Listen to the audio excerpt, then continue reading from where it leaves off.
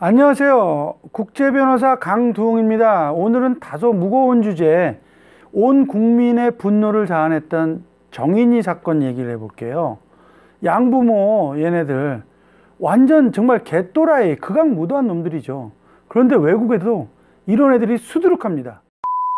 몇 개 해외 사례를 한번 들어보고 얘네들이 어떤 짓을 저질렀고 어떤 형을 받았는지 간단하게 얘기를 해보고 우리가 해야 될 일을 한번 얘기를 해볼게요. 영국 케이스인데요. 2013년이고 다니엘이라는 4살짜리 애인데 이건 정말 황당합니다. 한 2년 동안 감금하고 두들겨 패고 애를. 근데 이건 또 양부모가 아니라 친엄마하고 양부가 그랬어. 그리고 뭐 팔도 부러뜨리고 강제로 소금을 먹이고 결국은 혼수 상태에 빠졌다가 사망에 이르렀습니다. 얘는 어떻게 됐을까요? 살인죄 기소됐고 당연히 살인죄 유죄 판결 받았습니다. 사인은 사실은 두개골의 골절에 의한 거지만 계속해서 아동학대를 했다는 그 사실이 증거로 채택이 됐고 그게 살인죄의 증거가 됐습니다. 이런 애들은 형을 어떻게 받아요? 당연히 무기징역이죠. 보통 애들의 신체가 학대로 해서 신체가 손상되기만 해도 죽음에 이르지 않아도 20년 이상 받을 수 있어요.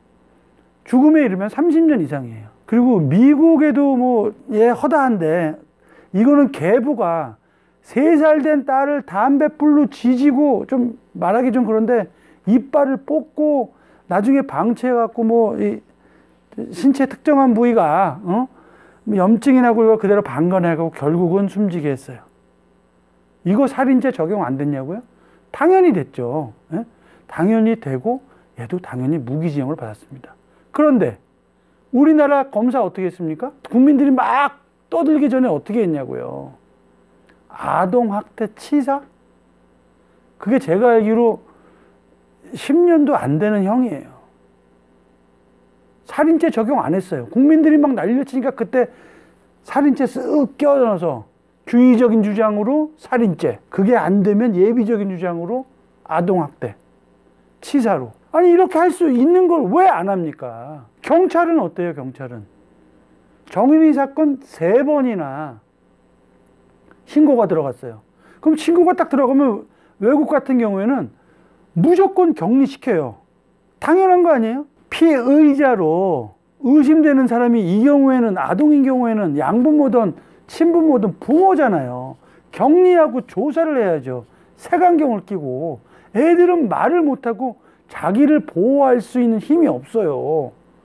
어떻게 성범죄는요, 피해자의 진술이 일관되고 그 다음에 거짓말할 이유가 그렇게 없으면 유죄를 인정하면서 무죄 추정의 원칙 이런 거 다 깨고 인정을 하면서 그보다 더 말도 못하고 보호를 받을 수 없는 애들한테는요, 부모 말만 듣고 아 그랬습니까 하고 돌려보내냐고요. 뭐 경찰들이 이렇게 불리한 케이스에서 소송당하면 경찰이 다 졌다고요? 그걸 변명이라고 하십니까?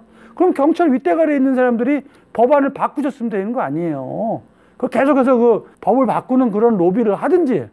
이건 너무 안 되니까. 검사들도 마찬가지예요. 국민들이 꼭 떠들어야 그때 가서 형을 올리고 뭐하고. 만약에 이거 판사님들이 이거 살인죄 아니라고 한다면 정말로 그걸 갖다가 살인죄를 적용을 못 시켰다면 검사들도 옷 벗어야 되는 거고요.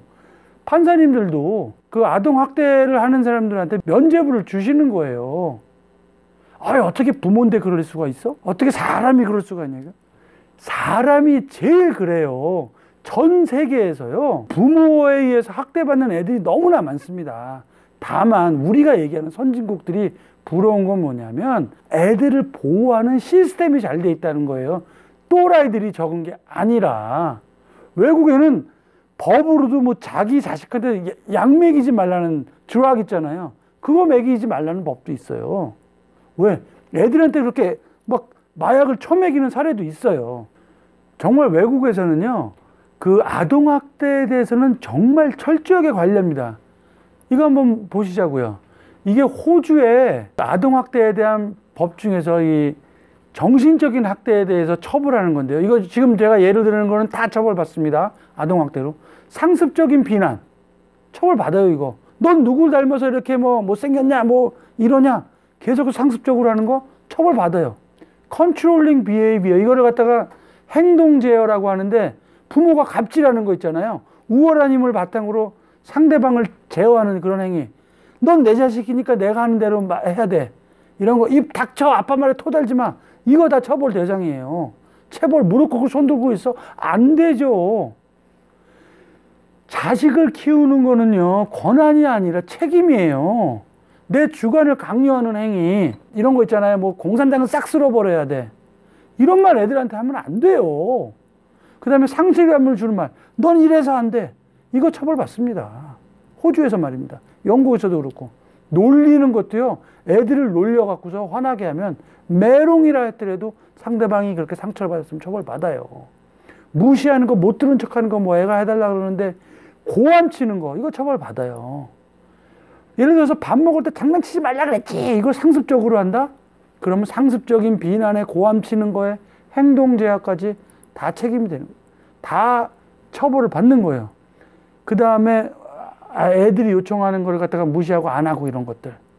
그 다음에 폭력에 노출하는 거, exposing to violence. 가장 대표적인 게 뭐 있어요? 애들 앞에서 부부싸움 하는 거, 이거 처벌받아요.